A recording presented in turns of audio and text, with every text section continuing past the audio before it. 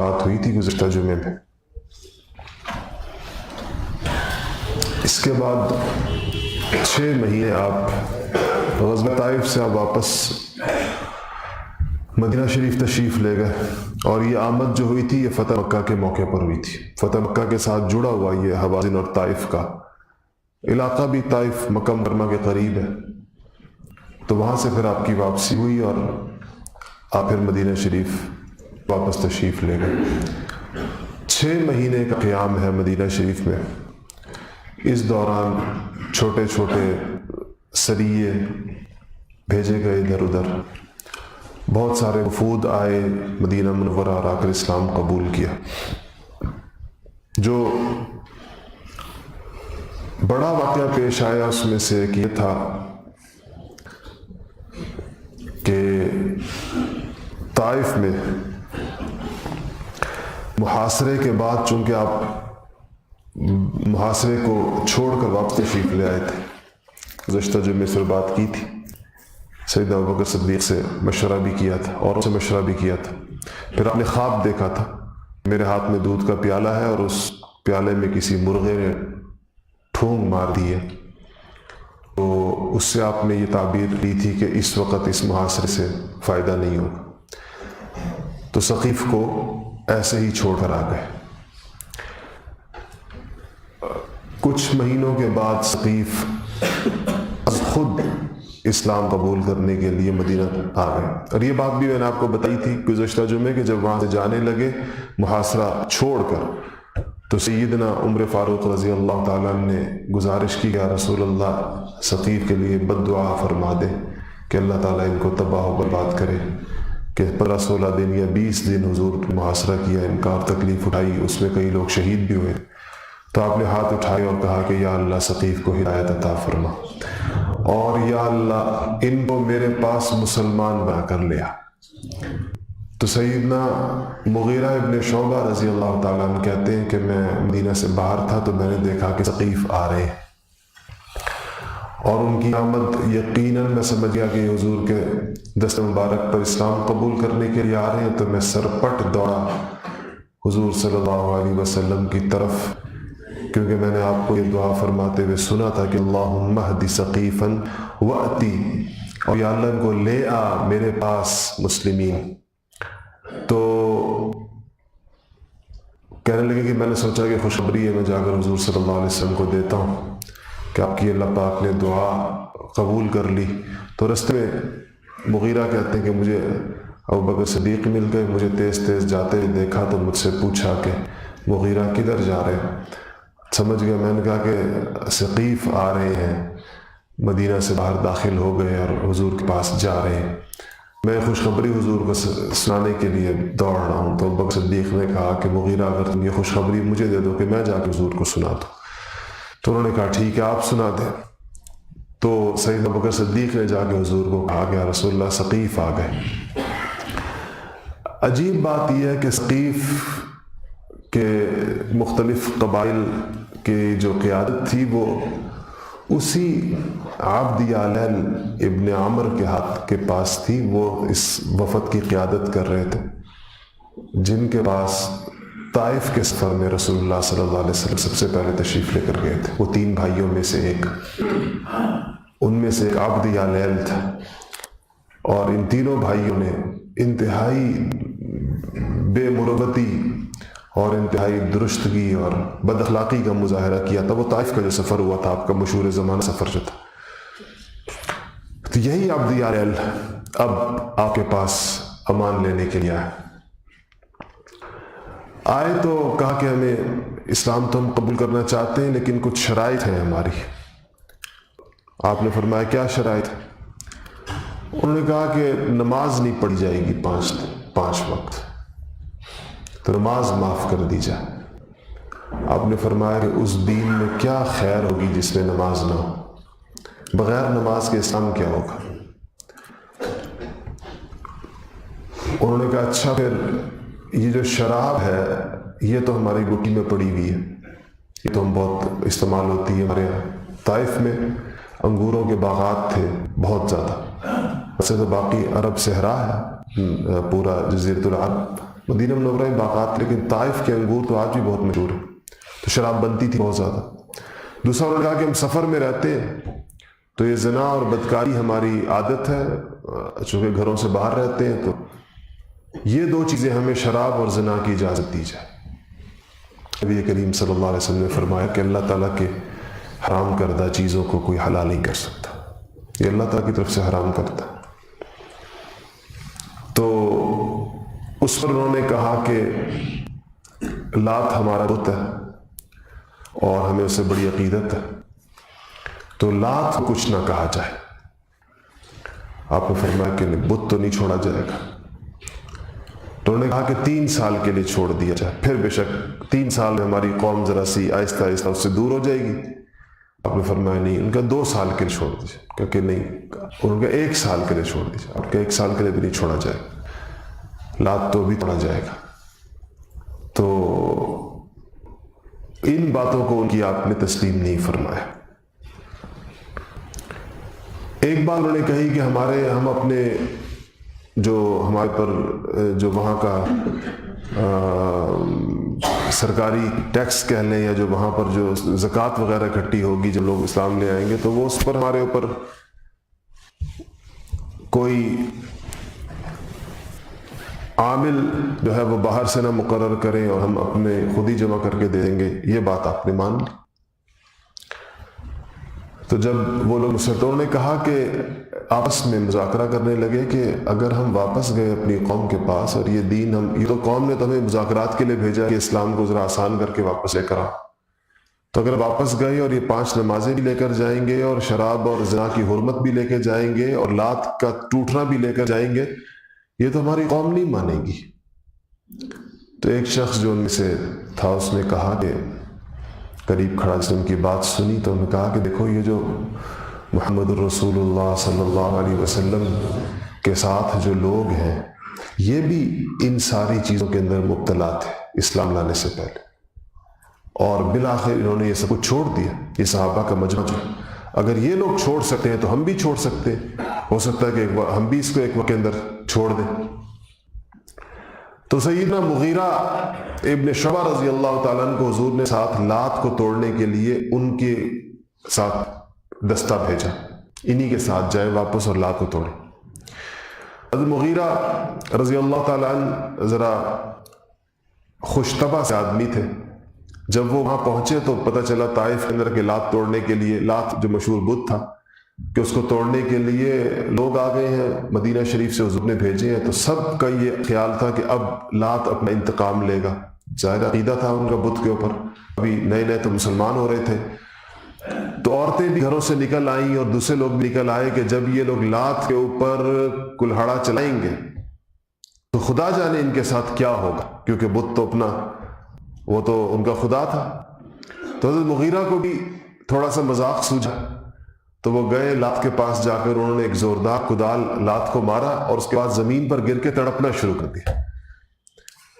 तो ये सब लोग समझे कि शायद ये वाकई लात ने रिएक्ट किया है उसके ऊपर। तो सारे एक दूसरे कहने लगे, देखा हम नहीं कहते थे कि लात जो है वो अपना इंतकाम नहीं छोड़ेगा, और अब देखो इनको क्या हो गया, जिसने पैर कुदाल मारा है। तो मुगीरा थोड़ी देर तड़पते रहे वैसे ही, और उसके बाद फिर खड़े हुए और आपने उसके बाद अपने कुदाल से लात को जर्रे जर्रे कर दिया। और उस मौके पे बड़े ज़ोरदार अशार भी पढ़े कि बहरहाल इस तरीके के साथ सकीफ आए। तो एक तरह से बहुत ज़्यादा खुले दिल के साथ नहीं आए थे, लेकिन इस्लाम कबूल कर लिया। आहिस्ता आहिस्ता वो सारी चीज़ें भी उनकी ज़िंदगी के अंदर आ गई जिससे वो डर रहे थे कि हमारे लिए ये अमल करना मुश्किल हो गया। 6 महीने के बाद ग़ज़वा तबूक पेश आया। वापस आने के 9 हिजरी है, हिजरत का 9वां साल है। और ये आपके जहन में रहे कि आप सल्लल्लाहु अलैहि वसल्लम के दुनिया में इस ज़ाहिरी हयात के ये आखिरी साल है 2। तो ये तबूक जो है ये इस वक्त मदीना मुनव्वरा से तकरीबन 778 मील के फासले पर। 778 मील का मतलब शायद 1000-1200 किलोमीटर बनता। और ये वो जगह थी जहाँ पर यहाँ पर आपको इत्तला मिली कि कैसर जो है वो तैयारी कर रहा है, اور لشکر لے کر آ رہا ہے تبوک کی طرف، تو مسلمانوں پر حملہ کرنے کے لیے، تو آپ نے صحابہ کو تیاری کا کہا۔ یہ جو غزوہ ہے، اگرچہ اس میں جنگ نہیں ہوئی، لیکن قرآن شریف کے اندر اس کی تفصیلات بہت زیادہ موجود ہیں۔ سورہ توبہ کے اندر غزوہ تبوک کے واقعات بہت ساری آیات کے اندر موجود ہیں۔ یہ غزوہ، اس کو غزوہ تبوک بھی کہتے ہیں اور اس کو غزوہ عسرہ بھی کہتے ہیں، جیش العسرہ بھی کہتے ہیں۔ عسرت عربی کے اندر کہتے ہیں معاشی تنگ دستی کو، معاشی بدحالی کو، غربت کو، افلاس کو عسرت تنگی کہتے ہیں، ہمارے اردو میں بھی استعمال ہوتا ہے۔ یہ غزوہ جس وقت ہوا تو مسلمانوں کے معاشی حالات جو تھے وہ بہت زیادہ نازک تھے، اور اس لیے جو میں نے آیتیں آپ کے سامنے پڑھی اس میں بھی اللہ پاک نے اس کو ساعۃ العسرہ کہا ہے، خود قرآن پاک نے کہ لقد تاب اللہ علی النبی والمہاجرین والانصار الذین اتبعوہ فی ساعۃ العسرہ، کہ اللہ جل شانہ نے بڑی مہربانی فرمائی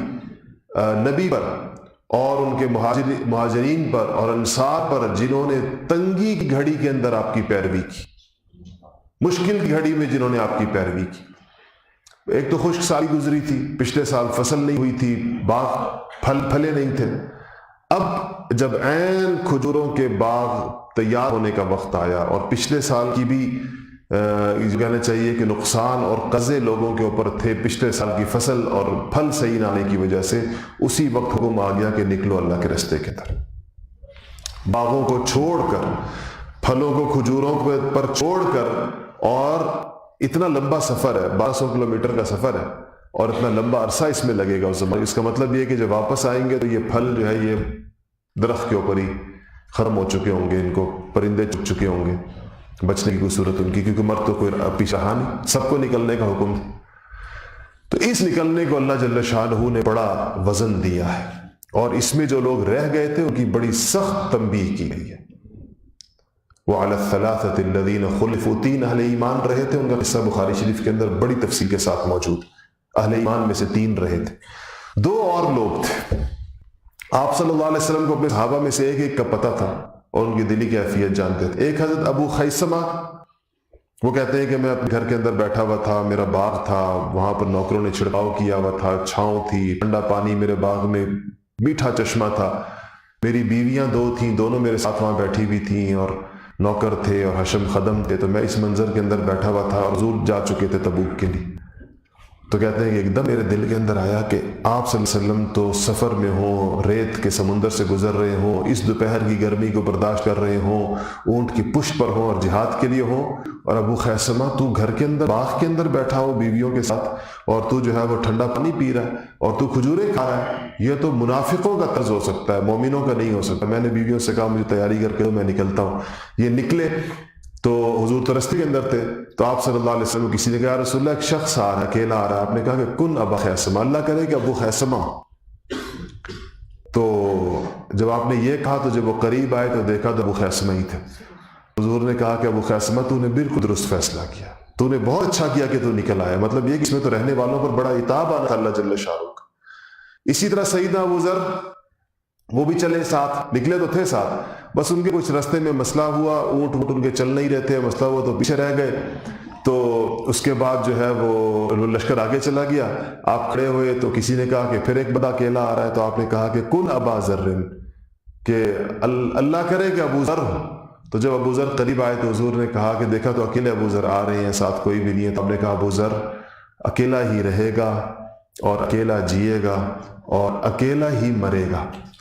کہا ابو ذر کے بارے میں۔ اور واقعی وہ پھر ربضہ کے اندر، عثمان کے زمانے میں ربضہ میں چلے گئے تھے، 78-75 کلومیٹر باہر تھا مدینہ منورہ سے، وہاں تنہائی کے اندر ان کی وفات ہوئی جیسے حضور نے فرمایا تھا۔ اچھا، اس میں جو ہے نا غزوہ تبوک جس کو کہتے ہیں، اس میں 2-3 چیزیں بڑی اہم۔ ایک تو آپ صلی اللہ علیہ وسلم نے اس کے اندر بڑا علی الاعلان بندہ فرمایا، اور یہی وہ مشہور غزوہ ہے جس میں سیدنا ابوبکر صدیق اپنے گھر کا سارا سامان لے آئے تھے اور عمر فاروق آدھا سامان لے آئے تھے، اور عثمان غنی وہ کچھ لائے تھے کہ جس پر رسول اللہ نے جنت کی بشارت دی تھی۔ 2 چیزیں عثمان غنی کی آتی ہیں کہ حضور جب ترغیب دیتے تھے عثمان غنی اپنے مال میں اضافہ کر۔ عبد الرحمن ابن عوف نے اپنا آدھا مال دیا تھا، باقی صحابہ نے، حضرت عباس بن عبد المطلب نے، باقیوں نے، اس میں صحابہ نے خوب دل کھول، اس کے باوجود اصل میں لشکر زیادہ تھا، 30,000 لوگوں کا لشکر تھا جو روانہ ہوا تھا، اور اس کے اندر گھوڑے نہیں تھے، سفر سارا ایسا تھا کہ سواریاں چاہیے، میں نے بتایا 1200 کلومیٹر کا سفر، اور سخت ترین گرمی کے اندر تھا۔ تو ایک تو اس کے اندر یہ آپ صلی اللہ علیہ وسلم کا صحابہ سے کہنا کہ مال لے کر آؤ اور اس میں لگاؤ اس لشکر کو، اور آپ نے فرمایا کہ من جہز جیش عسرہ، کہ جس نے اس جیش عسرہ کی، اس تنگی والے لشکر کا جس نے سامان دیا تو فلہ الجنہ، اس کے لیے جنت واجب ہے۔ تو اس میں جو جہاز ہے، جس کو لشکر تیار کرنا جس کو کہتے ہیں، باقی صحابہ کے پاس تو جو تھا، ابو بکر صدیق کا تو سارا مال ایک گٹھڑی میں آ گیا تھا، اتنا لمبا چوڑا تو تھا نہیں، تو جس کو تجہیز جیش کہتے ہیں، یعنی لشکر کو تیار کرنا، لشکر کا کے لیے اونٹ دینا، لشکر کے لیے نقد بڑی مقدار میں دینا، اس کے لیے گھوڑے دینا، پھر ان کے اوپر کا سامان دینا، وہ تجہیز جیش جس کے لفظ استعمال ہوتا ہے، وہ عثمان غنی رضی اللہ تعالیٰ نے کی تھی، اللہ نے دیا بھی تھا ان کو اتنا۔ صحابہ فرماتے ہیں کہ حضور نے ادھر تینوں طرف مجمع بیٹھا ہوا تھا، تو آپ نے کہا کہ کون اللہ کے راستے کے اندر دیتا ہے؟ تو عثمان غنی کھڑے ہوئے کہ یا رسول اللہ 100 اونٹ بما ساز و سامان کے۔ تو اس کے بعد آپ نے جب اس طرف منہ کیا کہ اور کون بولتا ہے، تو عثمان غنی یہاں سے چل کر ادھر آ کر کہ یا رسول اللہ 100 اونٹ بما ساز و سامان کے۔ پھر اس نے اس طرف منہ کیا کہ کون اللہ کے راستے کے اندر دیتا ہے، عثمان غنی دوڑ کر ادھر آ کر کہتے ہیں یا رسول اللہ 100 اونٹ بما ساز و سامان کے۔ حضور کی ہر صدا کے اوپر گویا کہ لبیک کہنے کے لیے 3 دفعہ، ایک دفعہ میں بھی کہہ سکتے تھے، ان کا مطلب تھا جب حضور کہیں تو میں کہوں کہ لبیک یا رسول اللہ، کہ میری طرف سے نہ۔ پھر 1000 دینار اس کے ساتھ الگ نقد لے کر آئے، کہتے ہیں اپنی جھولی کے اندر، دینار سونے کے سکوں کو کہتے ہیں، بھرے ہوئے تھے، وہ لا کر حضور کی جھولی کے اندر ڈال دیے۔ حضور دونوں ہاتھوں سے ان دیناروں کو یوں اچھالتے تھے، ایک ہاتھ سے دوسرے ہاتھ میں اور دوسرے ہاتھ سے ہاتھ میں، اور کہا کہ آج کے بعد عثمان کو جنت میں جانے سے کوئی چیز نہیں روک سکتی، یا جو عثمان اس کے بعد ما ضر بعد اليوم، آج کے بعد عثمان کو کوئی عمل نقصان نہیں پہنچا سکتا۔ سیدنا عثمان غنی پر جب بلوائیوں نے پانی بند کیا مدینہ منورہ کے اندر، 40 دن پورے ہو گئے، تو 40ویں دن جب آپ نے گھر کی چھت پر آئے تھے تو آپ نے ان بلوائیوں سے یہی بات پوچھی تھی کہ تم لوگ میرا خون لینے کے لیے کھڑے ہو، مجھے تم قتل کرنا چاہتے ہو، تم لوگوں کو یاد نہیں جب رسول اللہ نے مجھے غزوہ تبوک کے دن کیا فرمایا تھا؟ تم وہ سارے اس موقع کو دیکھنے والے لوگ بھی موجود ہیں کہ رسول اللہ نے مجھ سے غزوہ تبوک کے دن حضور نے فرمایا تھا کہ جو اس کا لشکر تیار کرے گا وہ جنت کے، تم حضور کے منہ سے میرے جنت میں جانے سن چکے ہو، اور پھر بھی تم لوگ میرے قتل کو جائز سمجھتے ہو۔ اور وہاں نیچے کھڑے بدنصیبوں نے اس بات کو مانا بھی صحیح کہ ہاں بالکل آپ کے بارے میں حضور نے یہی فرمایا تھا، ہم نے خود سنا۔ تو ایک تو اس پہ آپ نے یہ کیا،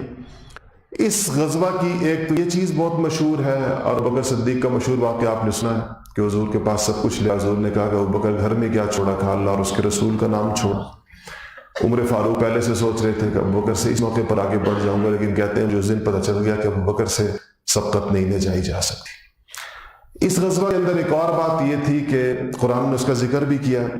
سیدنا عمر فاروق رضی اللہ تعالیٰ وہ الگ بات، یہ اس کے بیچ میں ایک اور بات، کہتے ہیں کہ گرمی کی شدت کا یہ عالم تھا جب سفر میں تھے، پانی نہیں تھا ہمارے پاس، کہتے ہیں کہ ہم لوگوں نے بامر مجبوری جو اونٹ ذبح کیے جا رہے تھے کھانے کے لیے، ان اونٹوں کی اوجڑی کے اندر جو نمی ہوتی ہے اس کو نچوڑ کر پانی پیا گیا اس کا، کہتے ہیں اس قدر اس کی جو ہے وہ، کہتے ہیں ہمیں ایسے لگتا تھا جیسے ہماری جان نکل جائے گی۔ کہتے ہیں تو اونٹ ذبح کرنے والا اس کی اونٹ کی اوجڑی کو نچوڑتا تھا اور اس پانی کو پیتے بھی تھے، اور پھر وہی اوجڑی اپنے ساتھ لٹکا لیتے تھے کہ آگے جا کر دوبارہ حلق میں چند قطرے ٹپکانے پڑے تو اس طرح یہ ٹپکائے جائیں گے۔ صحابہ اس غزوہ کو غزوہ فاضحہ کہا کرتے تھے، کہتے تھے کہ یہ کھول دینے والی اور منافقین کو رسوا کر دینے والی غزوہ تھی۔ اتنے سخت حالات کے اندر وہی جم سکتا ہے جس کا ایمان کامل ہو، یہ اللہ تعالیٰ کی طرف سے ایک آزمائش تھی، اور منافقوں کے چہرے پر سے نقاب الٹنے کی ایک خدائی تدبیر تھی اور ایک خدائی اسکیم تھی کہ اب رسول اللہ کے ساتھ وہ لوگ کھڑے ہوں گے اس کے اندر جو دل و جان کے ساتھ ایمان لانے والے ہوں گے، جو حضور اکرم صلی اللہ علیہ وسلم پر جان نچھاور کرنے والے ہوں گے۔ تو یہ لشکر اس پر چلا اور یہاں سے چلا، اور اس میں جو سب سے اہم چیز انہوں نے دکھائی کہ میں نے کہا صحابہ نے ایک تو اپنے مال کے خرچ کے اندر آگے بڑھ چڑھ کر حصہ لیا، دوسرا اس ساری سختیوں اور اس ساری مشکلات کو آپ نے لوگوں نے برداشت کی۔ اچھا، جہاں صحابہ مال لا رہے تھے اتنا زیادہ، تو غریب صحابہ بھی تھے، اور غریب صحابہ کے پاس کچھ بھی نہیں تھا، اور وہ جہاں عثمان غنی 300 اونٹ دے رہے ہیں اور ساتھ 1000 دینار دے رہے ہیں، اور عبد الرحمن ابن عوف جیسے مالدار صحابی اپنی آدھی دولت دے رہے ہیں، عمر فاروق اپنے گھر کا آدھا سامان لا رہے ہیں، ابو بکر صدیق سارا لا رہے ہیں، تو یہ جو غریب صحابہ تھے یہ بھی چاہتے تھے کہ ہم کچھ لے کر آئیں۔ ابو عقیل رضی اللہ تعالیٰ عنہ کے بارے میں آتے ہیں کہ وہ آدھا سا کھجور لے کر آئے کہ ان کے پاس وہی تھا دینے کے لیے۔ تو جب وہ آدھا سا کھجور لائے تو وہ شرما رہے تھے، تھوڑا سا لا کر حضور کی خدمت میں پیش کیا، تو منافقین وہاں بیٹھے ہوتے تھے، تو انہوں نے کہا کہ اللہ تعالیٰ کو اس آدھے سا کھجور کی کیا ضرورت ہے؟ یہ آدھے سا کھجور سے، 1 کلو کھجور سے یہ اللہ کو راضی کرنا چاہتا ہے، اس کی اللہ کو کیا ضرورت ہے؟ ایک اور صحابی کو مٹھی بھر چیز لے کر آئے جو ان کے پاس تھی، تو منافقین نے کہا کہ یہ تو لگتا ہے کہ دکھلاوا کر رہا ہے، ریاکاری کر رہا ہے۔ اس پر اللہ جل شانہ نے آیتیں اتاری قرآن کی۔ اللہ نے کہا کہ الذین یلمزون المطوعین من المؤمنین فی الصدقات والذین لا یجدون الا جہدہم فیسخرون منہم سخر اللہ منہم ولہم عذاب علیم۔ جو لوگ عیب جوئیاں کر رہے ہیں اور کھلے دل سے خرچ کرنے والے، خیرات کرنے والے مومنوں پر ان کے صدقوں کی بابت، اور وہ جو ان کی چھوٹی سی تھوڑی سی محنت مزدوری ہے اس کا وہ مذاق اڑاتے ہیں، اللہ نے کہا کہ اللہ بھی ان کا مذاق اڑائے گا۔ یعنی یہ آج اس دنیا کے اندر ان کی چھوٹی چھوٹی تھوڑی تھوڑی کمائیوں اور صدقوں کا مذاق اڑا رہے ہیں اہل ایمان کے مخلصانہ عطیوں کا، اللہ جل شانہ ان کا مذاق اڑائے گا اور ان کے لیے دردناک عذاب ہے، کیونکہ یہ اللہ کا مذاق کا مطلب یہی ہے کہ قیامت کے دن کو پھر اس کا پتہ چلے گا۔ ایک صحابی کا واقعہ بڑا عجیب ہے، اور یہ حضرت زید بن حارثہ کے بیٹے ہیں، اسام کے بھائی ہیں، علبہ نام ہے ان کا۔ یہ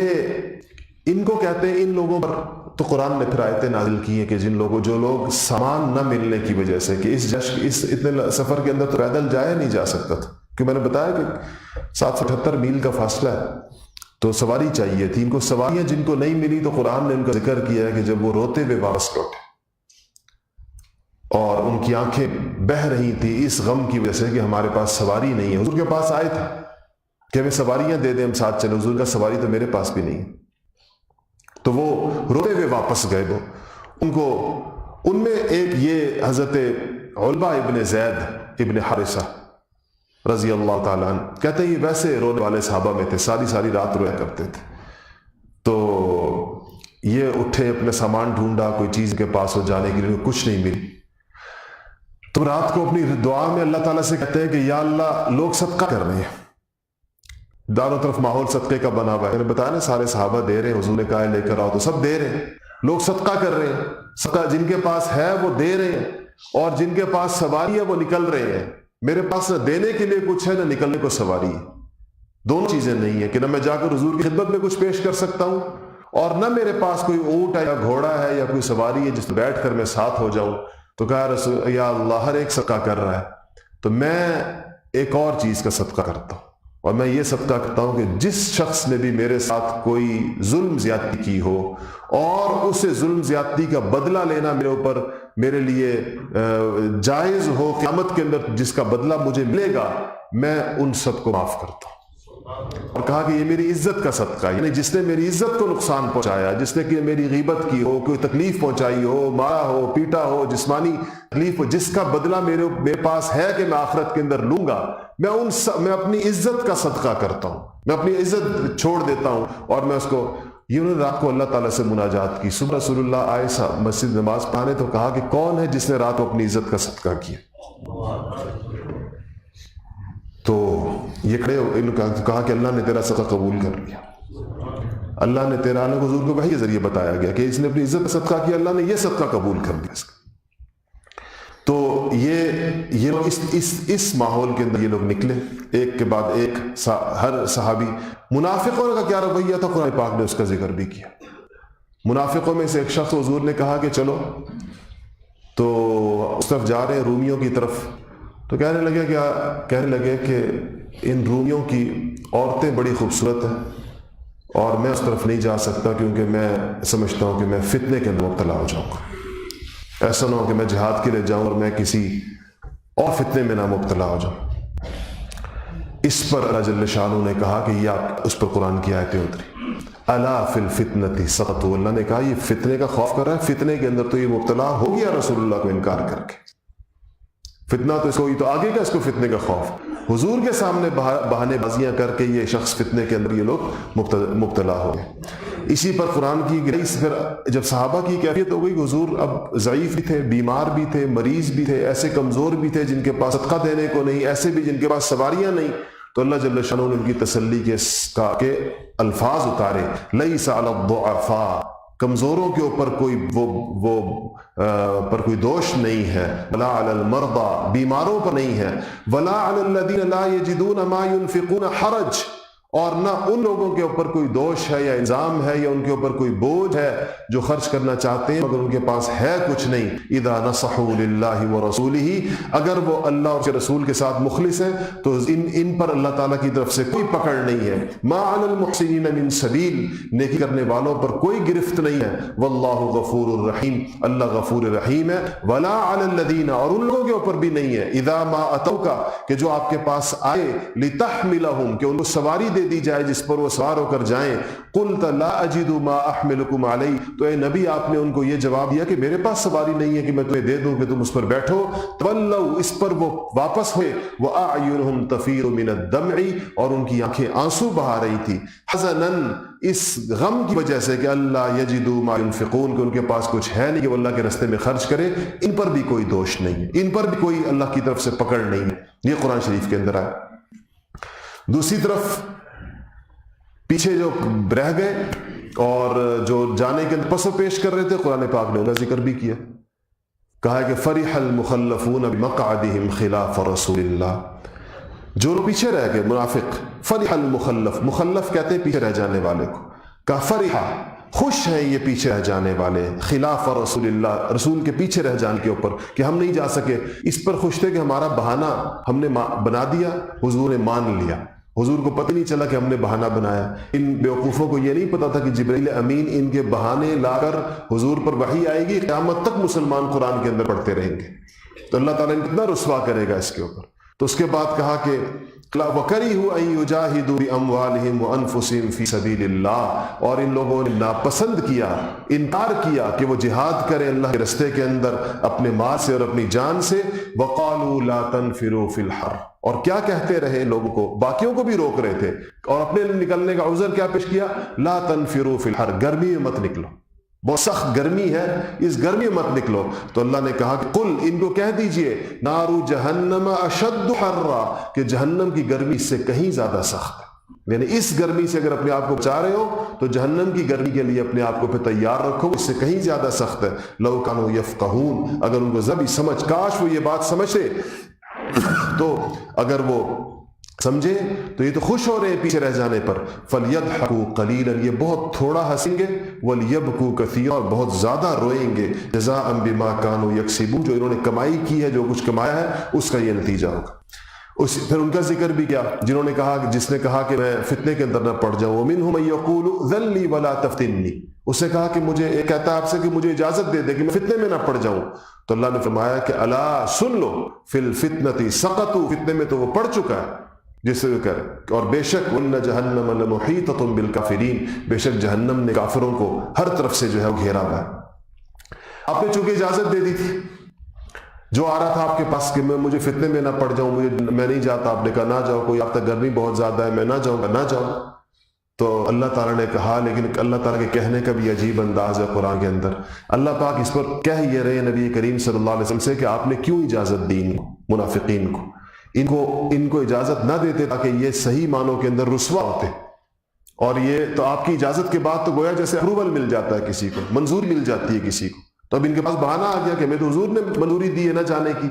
लेकिन अल्लाह पाक ने हुजूर से जब ये पूछा, या इस पर अल्लाह पाक ने कहा कि आपको इजाजत नहीं देनी चाहिए, तो कुरान की ताबीर देखें, अफ़ल्लाहु अन्का, ए नबी अल्लाह ने आपको माफ कर दिया। यानी बात कहने से पहले कि नबी अल्लाह ने आपको माफ कर दिया, आपने इनको इजाजत क्यों दी जाने की। यानी बात पूछी बाद में जा रही है और अफ़ल्लाहु अन्का पहले कहा जा रहा है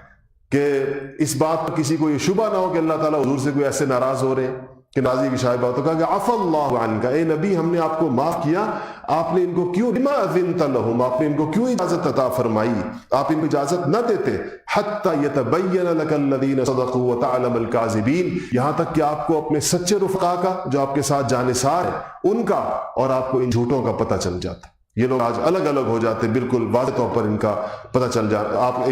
یہ ایک دوسرے سے جدا ہو جاتے۔ اللہ پاک نے ان کی بیماری بتائی، کہا کہ چونکہ اس کے اندر مشقت زیادہ ہے، تکلیف زیادہ ہے اور آمدن یا غنیمت کا امکان کم ہے، اس لیے لوگ بہانے بازیاں کر رہے۔ اللہ پاک کا لو کان عرضا قریبا وسفرا قاصدا لاتبعوک، اگر مال غنیمت قریب ہوتا، یعنی کوئی تھوڑی سی مشقت پر مال ملنا ہوتا اور سفر تھوڑا ہوتا، زیادہ یہ اتنا لمبا سفر نہ ہوتا اس گرمی کے اندر، تو یہ منافق آپ کے ساتھ ضرور چلتے۔ مکہ تو گئے تھے ساتھ اور مختلف جگہوں کے اوپر بھی جہاں پر بھی موقع ان کو ملا تو ساتھ گئے، کہ جہاں پر سفر کم ہو اور غنیمت کا زیادہ امکان ہو، وہاں تو یہ لوگ سفروں میں ساتھ جاتے تھے۔ تو اللہ پاک نے فرمایا کہ یہاں پر بھی اگر سفر کم ہوتا اور لیکن ولیکن بعدت علیہم شقہ، لیکن ان پر کٹھن منزل ان پر دور ہو گئی، چونکہ منزل دور تھی اس لیے ان کے اوپر وہ گئی۔ اور پھر کہا کہ اگر یہ لوگ اب یہ کیا کریں گے، وَسَيَحْلِفُونَ بِاللَّهِ، اب یہ آپ کے پاس آئیں گے، آپ جب واپس آئیں گے تو یہ آپ کے پاس آئیں گے، وَسَيَحْلِفُونَ بِاللَّهِ، اور یہ اللہ تعالیٰ کے اوپر قسمیں کھائیں گے، آپ کے سامنے آ کر خدا کی قسمیں کھائیں گے کہ لَوِ اسْتَطَعْنَا لَخَرَجْنَا مَعَكُمْ، کہ اگر ہمارے پاس استطاعت ہوتی تو ہم آپ کے ساتھ ضرور جاتے، ہم ضرور آپ کے ساتھ جاتے۔ تو اللہ فرماتے ہیں کہ یہلکون انفسہم واللہ یعلم انہم لکاذبون، یہ خود کو ہلاک کرے ہیں اور اللہ جل شانہ جانتا ہے کہ یہ سراسر جھوٹے ہیں، یہ پکے جھوٹے ہیں، اللہ پاک ان کا جھوٹا ہونے کو خوب جانتا ہے۔ تو یہ تھا منافقین کا طریقہ کار۔ جب آپ دیکھیں تو صحابہ کے طرز میں اور منافقین کے طرز کے اندر کیسی دو مختلف دنیایں ہیں۔ ہمیں یہ شکر ادا کرنا چاہیے کہ ہمارے ایمان پر ایسے امتحان نہیں آتے، کیونکہ ان امتحانوں کے بعد بندہ ایک طرف ہو جاتا ہے، یا تو وہ ہمیشہ اخروی، ہمارا ایمان تو ایک ایسا ہے کہ بس کبھی اس کے اوپر کوئی آزمائش آئی نہیں، ہم اپنے اس اسلام پر بھی خوش ہیں، اپنے ایمان پر بھی خوش ہیں، لیکن آپ دیکھیں یہاں ایمان کا امتحان ہے، اور ایمان کے امتحان میں جو پاس ہو گیا اس کا شک نہیں کہ اس کا تو درجہ وہ تو ہے ہی ہے، لیکن جو اس کے اندر رہ گیا اور جس کو اس کی آسانی نے، اس کی راحت کی خواہش نے، تن پروری نے، اس کی مشقتیں برداشت، آج یہ تو بہت بڑی مشقت ہے۔ سچی بات یہ کہ ان جگہوں کو جب ہم سیرت کے اندر پڑھتے ہیں، آگے چلنے سے پہلے عرض کروں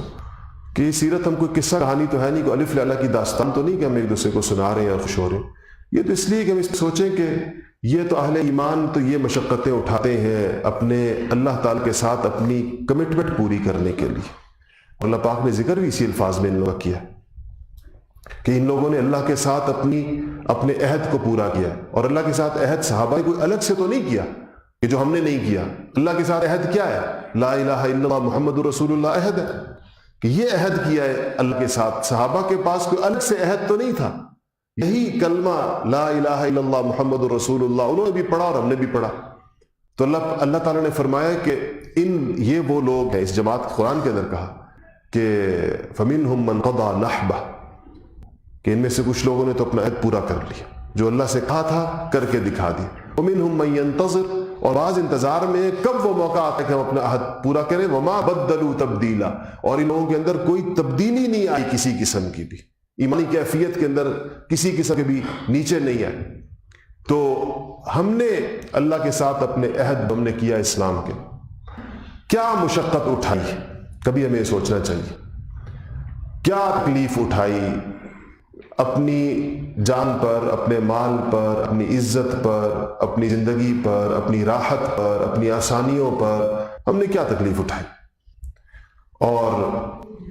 اگر ہم سے کہا جائے کہ جب یہ لوگ قیامت کے میدان میں تو سارے اکٹھے ہوں گے، تو یہ سارے لوگ اپنی اپنی مشقتیں لے کر آئے ہوں گے، اور ان کی مشقتیں میزان کے اوپر تولی جا رہی ہوں گی، ان کی تکلیفیں، ان کی بھوک بھی، پیاس بھی، سفر بھی، مشقت بھی، گرمی بھی، جہاد بھی، زخم بھی، شہادت بھی، یہ چیزیں ان کی تو تولی جائیں گی۔ ہم کیا چیز اپنی بغل سے نکال کر میزان کے پلڑے کے اندر رکھیں گے کہ ہم نے بھی اسلام کے لیے یہ کیا؟ یہ ایک ایسی چیز ہے سیرت پڑھتے ہوئے اس کو ضرور سوچنا چاہیے اور اس پہ بہت زیادہ غور کرنا چاہیے کہ کہیں ایسا نہ ہو کہ ہمارا یہ عہد اللہ تعالیٰ کے ساتھ جھوٹا. ہم کیا یہ تو وہ مشقت کو چھوڑیں، ہم سے تو مسجد آنے کی مشقت نہیں ہوتی 5 وقت. ہم سے تو نماز، یہ مسجد فجر کی نماز میں جو ویرانی کا منظر پیش کر رہی ہوتی، 1 صف 1.5 صف، اگر مسلمان نمازیں پڑھیں تو جو مجمع آپ کو جمعے کے اندر نظر آتا ہے یہ مجمع فجر میں نظر آنا چاہیے. کیونکہ جمعے کی نماز الگ سے تو فرض نہیں ہے کہ بندہ کہے کہ اس کی فرضیت کوئی اور طرح کی ہے، فجر کی نماز کی ویسی نہیں ہے. تو ایک ہی طرح کی فرض ہے ساری کی ساری نمازیں، جیسے فجر فرض ہے ویسی ظہر فرض ہے ویسی عصر فرض ہے. ہاں منافقین کی علامت یہ ضرور بیان کی گئی ہے کہ عشاء کی نماز اور فجر کی نماز ان پر بھاری ہوتی ہے، نہیں پڑھ سکتے. حدیث میں آتا ہے، صحابہ کہتے ہیں کہ ہمیں اس نفاق سے اتنا ڈر لگتا تھا. فجر اور عشاء کی نماز میں اس زمانے میں رستے اور طرح کے ہوتے تھے نا، گلیوں کے روشنی نہیں ہوتی تھی، کچے رستے ہوتے تھے، تو بیمار کے لیے اور مریض کے لیے اور بوڑھے کے لیے ذرا جانا اور مشکل تھا. اب ہمارے ہاں تو رستے سیدھے سیدھے. تو کہتے ہیں کہ اس نفاق والی بات سے ہمیں اتنا ڈر لگتا تھا کہ حضور نے فرمایا کہ فجر کی نماز اور عشاء کی نماز منافق کے اوپر بھاری ہے. جو شخص 2 بندوں کے کندھے کے اوپر ہاتھ رکھ کر مسجد جا سکتا تھا وہ مسجد جایا کرتا تھا. 2 بندے جس کو گھسیٹ کر لے جاتے ہو وہ بھی مسجد جاتا تھا تاکہ منافقین میں نہ آ جاؤں، کہیں منافقین میں میرا شمار نہ ہو جائے فجر اور عشاء چھوڑنے کی وجہ سے. اس لیے اس بات سے بہت ڈرنا چاہیے. اللہ جل شانہ ہمیں اس سیرت جو ہم جس طرح پڑھ رہے ہیں اس پر اللہ پاک صحیح معنوں کے اندر اس موقع پر عمل کرنے کی توفیق نصیب فرمائے، اور اسی طریقے سے جب بھی دین کو ضرورت ہو، اسلام کو ضرورت ہو، تو اللہ جل شانہ ہمیں اپنا جان و مال اس کے اوپر لگانے کی توفیق نصیب فرمائے. وآخر دعوانا الحمدللہ رب العالمین.